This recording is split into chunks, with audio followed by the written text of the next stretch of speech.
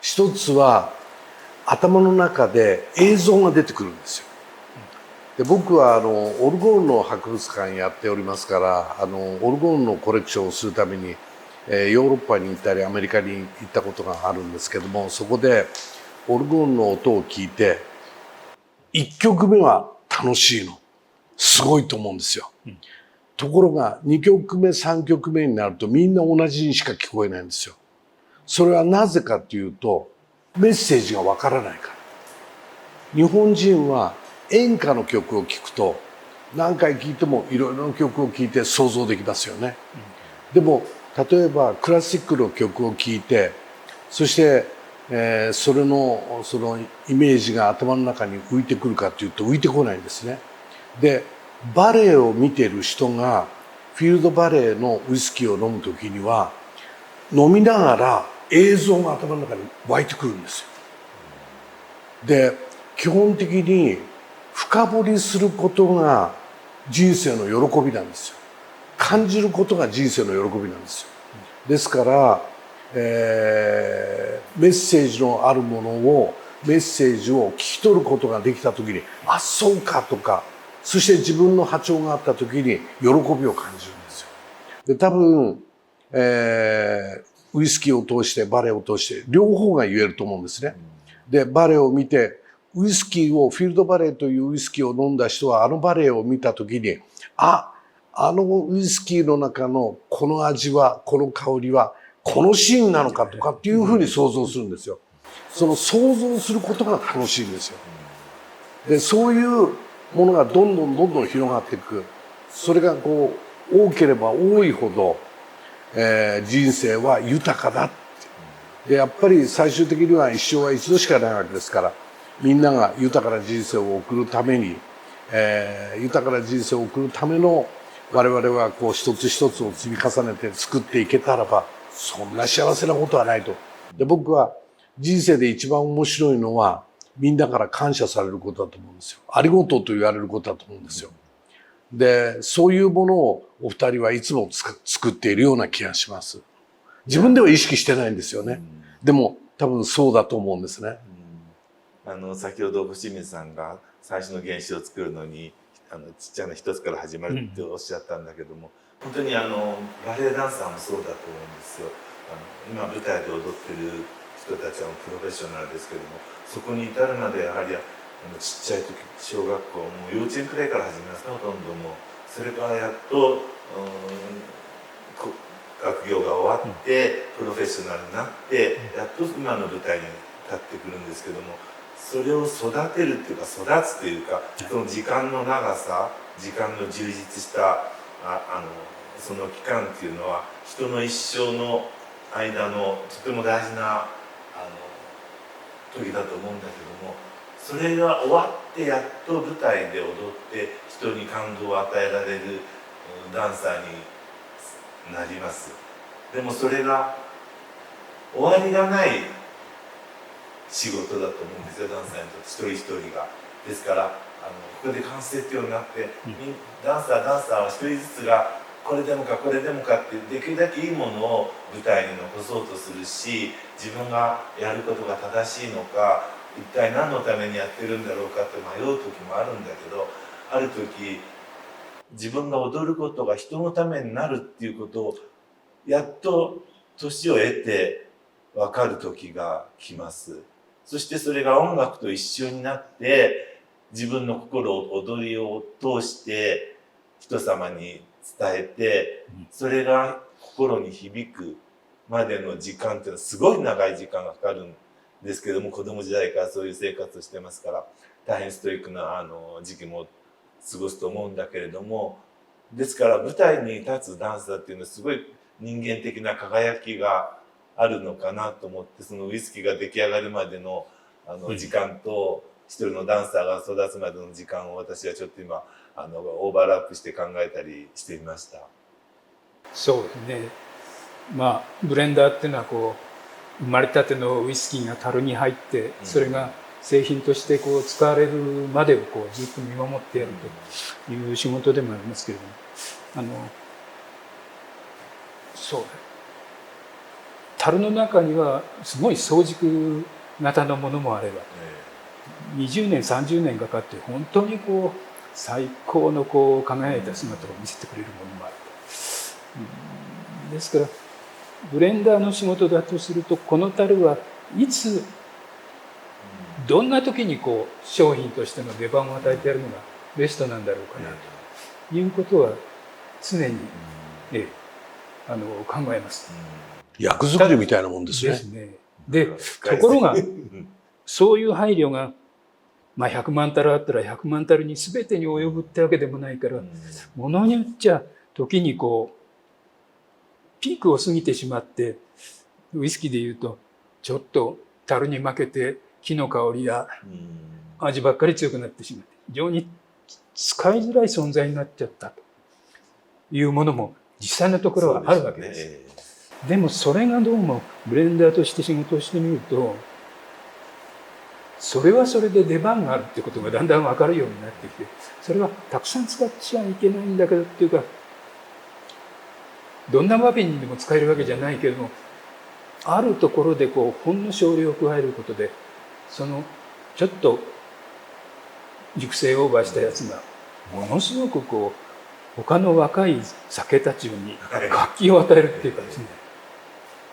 大変な働きをすることがあるということはしばしば感じで、そういう意味じゃブレンダーっていうのは、私なんかがそんな高いレベルにあるかどうかは知らないけど、それぞれの酒のこうなんていうんですか、一番いいところをこう上手に引き出してやる。そういう面じゃやっぱりキャリアが必要で、単に感性だけでもすらないんだろうなというか、ね、なんか今の話だと本当に私がバレエのキャスティングをする時の、配役を作る時に、この人はここで、次の人はここで、ここに次の人がいてほしい、主役の子はこの子がいいっていうようなキャスティングをする時となんか同じような感じがいたしましたね。今村先生、ブレンダーみたいな。いやいや、ステージはブレンドであって、なんかそういう意味では本当にご清水さんとすごく似た感じが今受けてて、やってることがそういうことなのかって自分自身もね改めて感じたりしますね。だからこそ25年のフィールドバレーを作る時もそういう、風情と風景とか見て感じられたこともあったんですね。そうですね。で、あのウイスキーに関して言ったらば、多分バレエが好きで、だからこのウイスキーちょっと飲んでみようって方が必ずいらっしゃると。それはひょっとしたら女性であったりとか、ウイスキーに普段ほとんど馴染みのない方が飲むってことは当然ある。ということは、このウイスキーっていうのは、いわゆる一般のウイスキーファンたちがこれはすごいって感じる部分だけじゃなくて、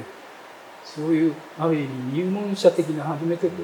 そのウイスキーに接するような人たちが、あれウイスキーってこんなに美味しいもんだって思ってくれるようなものにしたいっていうのは、考えてました。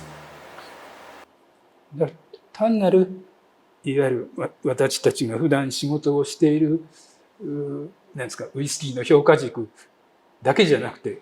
もうちょっと違う軸からの評価がいるんだなっていうかですね。で、そういうところで私たちも考えるのは複雑さっていうのは香り味わいのブレンダーが作る中で非常に大事な要素で、今日飲んだ一杯と明日飲んだ一杯が違うものが見える。その時の自分の体調とか気持ちだとかその雰囲気だとか、というような複雑性を持っているってことは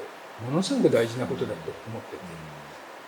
常にそこから同じシーンというか情景だけだとダメでなんかいろんなシーンが頭の中に連想されてくるというか夢に作るような、そういうものを作りたいなってことはウイスキーでもイメージしてました。飲み飽きないとかですね、新しい発見を常にしてもらえるようになっていることですよね。ブレンダーっていうお名前よりもアーティストですよね。もうアーティストですよね。でもそれはやっぱりそういう素材というか、フィールドブランド25周年っていうようなこうテーマを与えられたからそれができるってことなんですよね。でもある意味でこう一つのことを職人のようにやる人とで何か新しいものを作っていこうという人たちって必ず他のものに興味を持ちますよね。でやっぱり小清水さんも今村先生もいつでも何か新しいものをこう見てそこから何かを引き出そうそれを自分の仕事を通してそれを反映させようそしてそれをみんなに伝えようというそういう気持ちが強いような気がしますね。だって好奇心やたら強いもん小清水さん。まあそうですね。ですから私もそのフィールドバレーを見せていただいたことでそれ以降1年に一遍はバレエを見ようと。これダメだって言ってもまあ普通のホールでやってるバレエを1年に1回は見るとかね。やっぱりそういう広がってきますよね。で多分そのいいウイスキーを飲んだりいいバレエを見たりすると行動が変わるんですよ。だから清里の地元の人たちも昔は飲む使うパチンコやるっていうふうな人もたくさんいたんですけどもバレエを見てバレエが美しいって思った。今は孫を連れて東京までバレエ見るようになっちゃってでその行動が変わるとなんか生活の質まで変わってくるんですね。だから本物に出会わせるってことはすごく大事だ。で東京の人都会の人は本物がいっぱいこう身近にあるんだけど田舎には本物が数少ないからでもその中でも本物を時々自然だけは本物だからその中に自然以外人間の作るものの本物も時々僕たちがポンポンポンと置いてそれでそれをみんなで共有していくということがすごく大事だというふうに思ってます。本物の自然の中で本物のバレエをお見せして本物のウイスキーが出会うと素敵な時間ですね。贅沢で。贅沢で。そうすると世界で一番いい清里になります。そうですね。はい。バレエが好きな人からバレエ好きを呼んでったり、ウイスキーが好きな人がウイスキーを呼ぶっていうのはもちろんあるとは思うんですけど、でもこう違う業界が合わさったことによって、バレエが好きな人がウイスキーを好きウイスキー好きな人がバレエを好きなっていうのは、すごい船木社長からすると嬉しいことですよね。そうですね。それでそういうふうなことっていうのは最初気がつかないんですよ。何回か繰り返しあるいはこう縦横の糸が結び合ってで何かの機会の時にこれはそういうことかと気がつくんですよ。でそういうことかって気がついたことが自分自身の成長なんですよ。人間っていうのは気がつくってことが大事なんですね。で過去を否定するってことが成長なんですよ。今まで過去に気がつかなかったことを気がつくっていうことが発見ですから。そうするとそこからまた次ので成長してる人たちが結局世の中の若い人たちを育てたりそれから未来を切り開いていくそういう意味ではポール・ラッシュもそうだし今村先生も小清水先生もお二人とも開拓者なんですね。それでチャレンジャーなんですね。